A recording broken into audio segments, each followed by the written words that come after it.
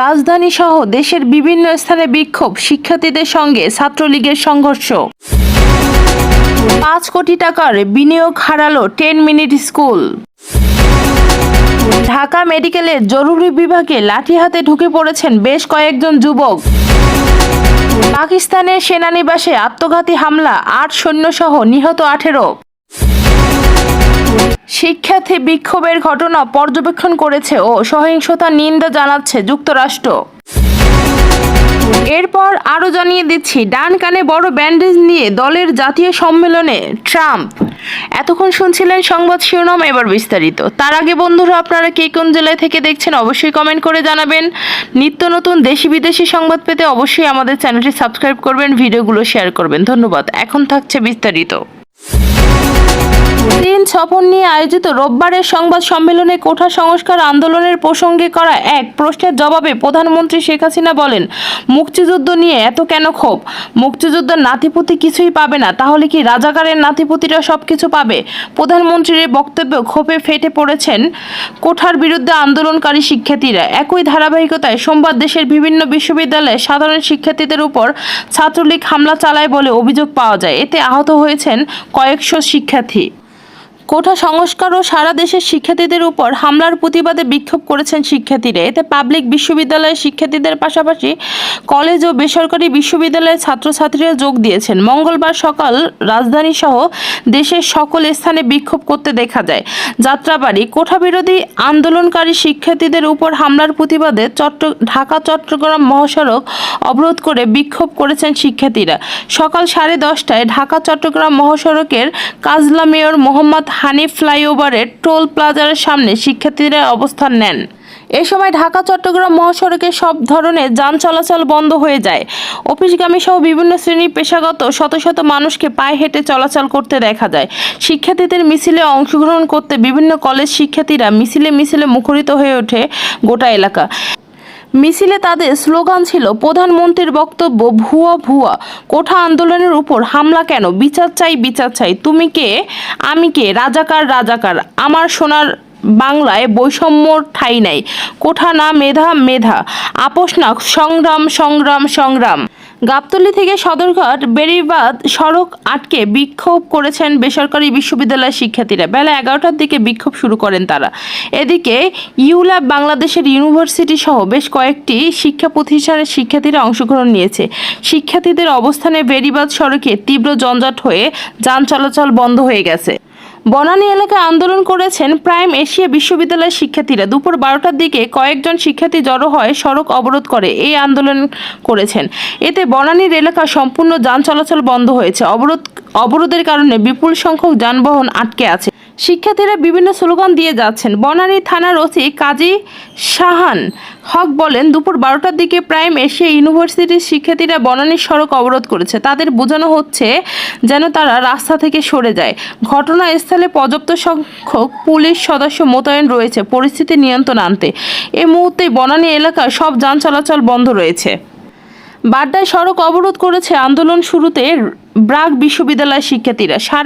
সকাল 10:30টার দিকে রাস্তার এক পাশ অবরোধ করে রাখেন তারা। শিক্ষার্থীদের অবরোধের কারণে বাড্ডা থেকে কুড়িল বিশ্ব রোডমুখী সড়ক বন্ধ হয়ে যায়। এতে করে বনশ্রী ও আবু হোটেলের হয়ে আসা গণপরিবহন দীর্ঘ জটে পড়ে। ফলে অনেক বিকল্প রাস্তা হিসেবে হাতিঝিলকে বেছে নিয়েছে। একই এলাকায় ইস্ট ওয়েস্ট বিশ্ববিদ্যালয়ের শিক্ষার্থীরাও আন্দোলন করেছে। বাড্ডা থানার এসআই মোজাম্মেল হক বলেন, সকাল 10:30টার পর শিক্ষার্থীরা রাস্তায় অবরোধ করে আন্দোলন করছে। শিক্ষার্থীদের আন্দোলনের কারণে রামপুরা থেকে কুড়িল বিশ্ব রোডগামী রাস্তার যান চলাচল সম্পূর্ণ বন্ধ রয়েছে। তবে মেরুল বাড্ডা থেকে রামপুরাগামী রাস্তার যান চলাচল আংশিকভাবে কিছুটা চালু রয়েছে।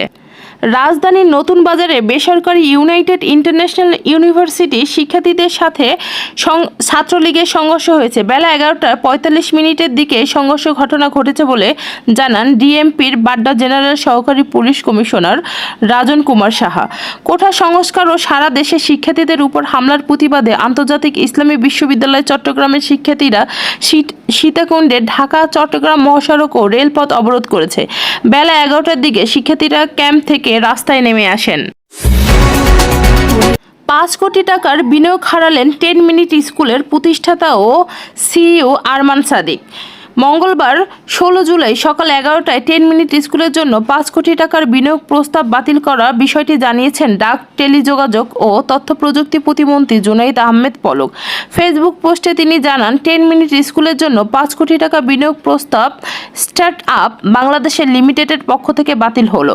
এর আগে স্টার্ট আপ বাংলাদেশের লিমিটেডের ভেরিফাই ফেসবুক পেজে আরও আরমান সাদিকের সঙ্গে করা চুক্তি বাতিল বিষয়টি জানানো হয়। তবে স্টার্ট আপ বাংলাদেশের ও জুনাইদ আহমেদ পলক চুক্তি বাতিলের জন্য কোনো কারণ জানানো হয়নি। 10 মিনিট স্কুলের সিইও আরমান সাদিক দুদিন আগে সরকারি চাকরিতে কোঠা সংস্কারের পক্ষ নিয়ে নিজের ফেসবুক পোস্ট দিয়েছিলেন, লিখেছিলেন, কোঠা সংস্কার চাই, মেধা হোক সবচেয়ে বড় কোঠা।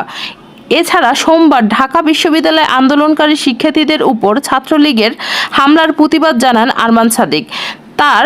তিনি তার ফেসবুকে লেখেন, রক্তাক্ত ঢাকা বিশ্ববিদ্যালয়, আমার ক্যাম্পাসে রক্ত কেন, প্রতিবাদ জানাই। পাকিস্তানের বান্নু সেনানিবাসে আত্মঘাতী হামলা চালিয়েছে সন্ত্রাসীরা।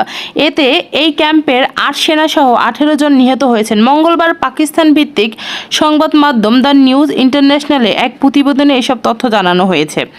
প্রতিবেদনে বলা হয়েছে, পাকিস্তানের আন্তঃবাহিনী জনসংযোগ পরিদপ্তর মঙ্গলবার জানিয়েছেন, বান্নু সেনানিবাসে প্রবেশের চেষ্টার সময় 10 জনের মতো সন্ত্রাসী নিহত হয়েছে। এই ঘটনায় 8 সেনা সদস্য শহীদ হয়েছেন।